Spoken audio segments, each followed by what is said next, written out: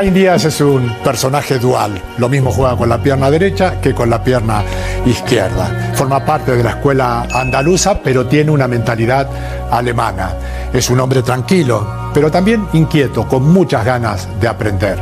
Y el último desafío es tener que elegir entre la selección española o la selección de Marruecos.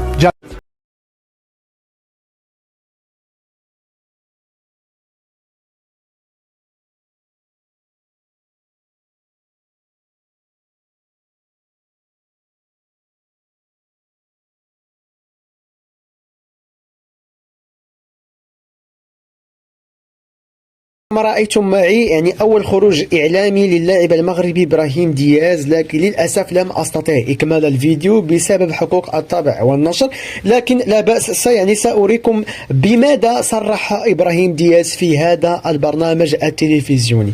فأول شيء أكد إبراهيم دياز أن قلبه منقسم حينما أشار بالقول: أشعر أنني إسباني 100% كما أني مغربي 100%، مضيفا: لقد نشأت في إسبانيا، لكن اليوم إذ كان علي أن أسجل هدفا في مرمى إسبانيا سأكون سعيدا بالطبع، لكنني أفضل أن أسجل الأهداف في مرمى فريق آخر. وأكد نجم ريال مدريد في أول حديث له بعد اختيار اللاعب المنتخب المغربي: الحب الذي منحتني إياه إسبانيا والمغرب عظيم جدا، فهما دولتان رائعتان، لدي جذور مغربية لكني نشأت في إسبانيا.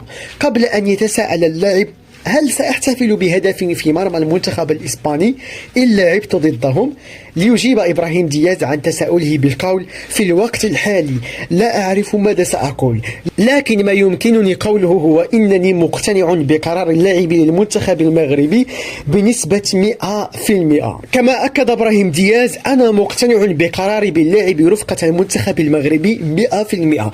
أنا دائما أفكر بقلبي، وهكذا كان الأمر هذه المرة أيضا عندما اخترت المغرب. أنا فتى لديه أحلام بكل بساطة والمودة، والمشروع الذي أخبروني إياه في المغرب يبدو جيدا جدا بالنسبة لي، وعلى هذا الأساس تم اتخاذ القرار. يعني الإخوان، كان هذا هو تصريح وأول خروج إعلامي لإبراهيم دياز بعد اختياره للمنتخب الوطني المغربي. شكرا جزيلا على المتابعة، وإن شاء الله إذا تمكنت من نشر الفيديو كاملا لتصريح إبراهيم دياز في هذه القناة التلفزيونية بطبيعة الحال سأقوم بنشره. شكرا جزيلا على المشاهدة، نلتقي في فيديو جديد، والسلام عليكم ورحمة الله.